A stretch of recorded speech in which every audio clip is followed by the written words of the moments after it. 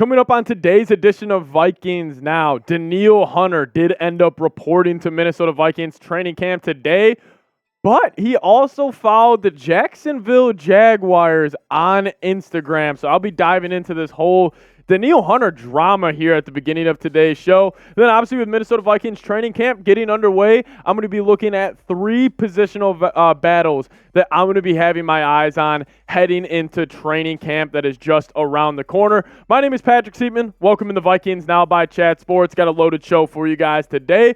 But if we do get another Danielle Hunter update during camp, we will make a video. So make sure you guys lock us in and hit that subscribe button. Any update we get around number 99, we will have a video for you guys ASAP. Because something's got to move.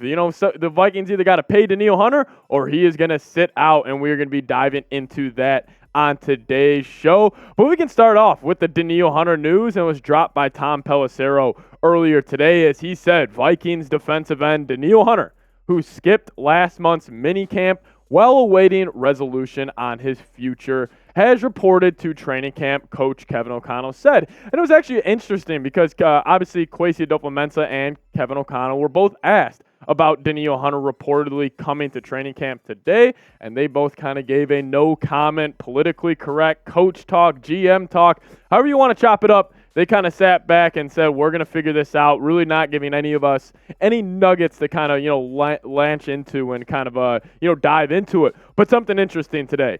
Danielle Hunter, I understand that, I don't want to look too much into like the Instagram rumors and all of that, but it was interesting. The only team that he followed before following the Jacksonville Jaguars on Instagram was the Minnesota Vikings. So why would he follow the Jacksonville Jaguars? People have been speculating, maybe he's just supporting another team. He's got a couple buddies on here, but definitely something to just keep your eyes on. But I will want to hop into this, and this is just stuff that's very important to know about a player holding out. But right now, Danielle Hunter, what they're calling it, it's technically called a hold-in, where he is reporting the training camp, but he's actually not practicing. So this is straight from the NFL.com website on talking about holding out. And they say a player who holds out during training camp, which opens in July, can be fined $50,000 per day, which is up from $30,000 under the previous collective bargaining agreement. The previous CBA also allowed teams to forgive accumulated fines once a deal was reached. But that is no longer an option unless the absent player is on a rookie contract. Instead of going on a holdout, players can also hold in, which is what Danielle Hunter is doing. It's essentially a CBA loophole. As a hold in, the player shows up at training camp on time, but does not take part in team activities unless his contract dispute is settled. The player avoids daily fines for unexcused work absence and simply refuses to work. So that's what Danielle Hunter is doing. And Kwesi, listen, just get this done. I mean, there is a loophole in the CBA where players can show up to camp, but just decide not to practice. And Danielle Hunter is fully taking advantage of that situation at all. So I've been pounding the table on this entire offseason. Kwesi, get this done. We need number 99 back in the purple and gold, and he needs to be there week 1 versus Tampa Bay Buccaneers. And he especially needs to be fully ready to go week 2 against the Philadelphia Eagles in Philadelphia on Thursday Night Football. That's going to be a bloodbath. That's going to be a big game. And we need Danielle Hunter on the team then. But I'll ask you guys, with this whole Danielle Hunter drama getting underway, what do you think? Will Danielle Hunter be on the Vikings by week 1? Give me a Y for yes or give me an M for no down in the comments section. I'll make this the pinned comment on today's video. YouTube, you know what they're going to do. They're going to throw an ad break your way. Sit back, let it play, and let me know your thoughts if you think Hunter will be on the Vikings week 1. I sure hope so. Literally, this is one of my favorite Vikings players of all time. If I had to list my favorite Vikes, it would probably be guys like Adrian Peterson, Harrison Smith. Those are guys I grew up watching and really made me fall in love with this team. But Danielle Hunter, the second rounder out of LSU, I remember watching him in preseason games during his rookie year and turning to my dad and being like, that guy right there, he's special. He's going to be, one of the best edge rushers in the league, and he ended up doing that. I mean, his stats over the past 4 seasons, obviously the injuries in 2020 and 2021 kind of stunted his production a little bit. But over the last 3 years, when he was fully healthy, he has over 10 sacks in each of those years. Dating back to 2019 and 2018, he had 14 and a half sacks in each of those seasons. And then this past year, obviously he got off to a slow start, having 10.5 sacks in totality last season, but he really ramped it up at the second half of last year. And I think the adjustment from going from a 4-3 to a 3-4 really saw Danielle Hunter struggle a little bit. But bring him back. We need 99 in that purple and gold on game day. Quasey, just get this freaking deal done. All right, let's stop and talk about some training camp battles here on the show. And the number one training camp battle, cornerback number 2. I think there's going to be a battle for CB2 here, and I think there's a lot of names that you can consider. I do think Byron Murphy, I think he's just got cornerback 1 locked up. Obviously, he's 26 years old, but he is technically the vet of the cornerback room. But there's going to be a battle for those CB2 and CB3 spots because you got guys like Andrew Booth Jr. and a Caleb Evans, who I believe are the top dogs so far. But who says a Tay Gowan, a Kalen Barnes, a Joejuan Williams from New England, or a Mekhi Blackman, who he took in the 3rd round, who says they can't jump Booth or Evans and end up starting for the Vikings during week 1 against the Tampa Bay Buccaneers? But I will say I do expect Booth and Evans to start versus the Bucs in week 1 of the NFL season for the season opener for the Vikings. I just don't really think they would put a lot of trust or put a lot of stock into a guy like Mekhi Blackman or Tay Gowan going out there and guarding. I mean, you're going to have to guard Mike Evans or Chris Godwin. Like, that's a scary thing that I kind of just thought of on the spot right there, is that the Vikings cornerback 2 is going to have a tough matchup week 1 because you're assuming Byron Murphy will probably shadow Mike Evans. Then the other guy is going to have to deal with Chris Godwin in the slot, and Chris Godwin is an absolute nasty route runner. So I do expect Andrew Booth Jr., Caleb Evans, they'll probably be CB2 and CB3 for most of the year, but who knows? Maybe Mekhi Blackman pops as a rookie, and he ends up taking over.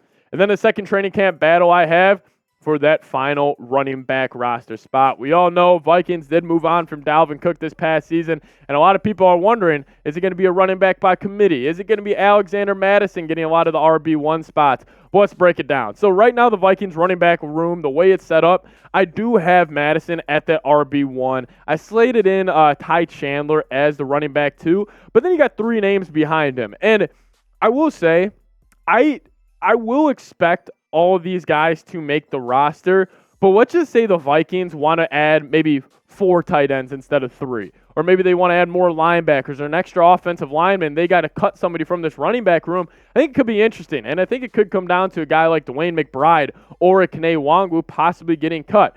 But you guys know I've been pounding the table for this all offseason as well.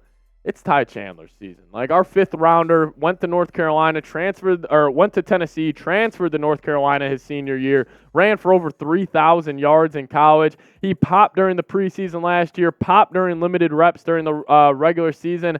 I do expect Madison, he'll get majority of the RB1 reps early on in the first month of the NFL season, but don't be shocked. I'm telling you, and for all your fantasy football nerds out there, and I know I'll be drafting them in my leagues, take Ty Chandler in the last round of your draft this season, because even if an injury were to happen to Alexander Madison, Ty Chandler could be setting himself up for a monster year. Number 3 for me is the battle at wide receiver 2.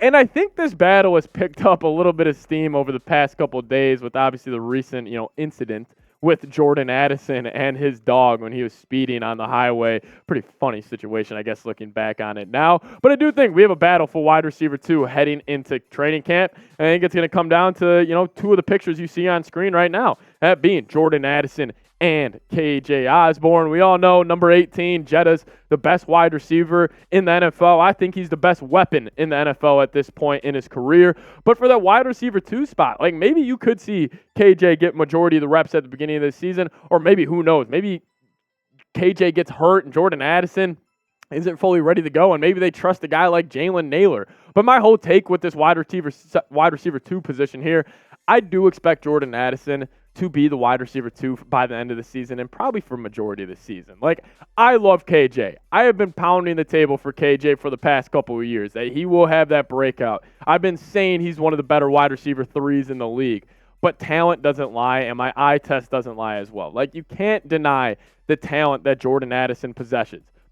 Like, he can go in the slot. He can play out wide at the X spot. Like, when he won the Belindikoff Award in college at Pitt, he was playing all X receiver on the outside. He goes to USC. He ran all of the reps in the slot, which is why I'm also excited. Like, Kevin O'Connell's going to be able to hop in his bag a ton with, being very versatile with Jefferson, because we all know Jefferson, Said the same thing about him coming out of college. Oh, where is he going to play? He mainly played slot at LSU. But then he came to the NFL, played outside. I think a lot of these receivers coming out nowadays are just extremely versatile in their route trees, and they can play almost any position from the receiver standpoint. But I will say, I think it's going to be KJ for maybe week 1 or 2. Majority of the year, though, it's going to be Jordan Addison. Let me know, who are you most excited to watch next season on the Minnesota Vikings? If I had to come up with one name off the top of my head, it's probably the guy we were just talking about. I still think it's going to be Jordan Addison for the Vikes. I just think he's going to have a lot of favorable matchups with Jefferson and Hockenson getting most of the attention from other teams' defenses. He is going to absolutely cook other teams, cornerback 2s, cornerback 3s, especially on those underneath routes.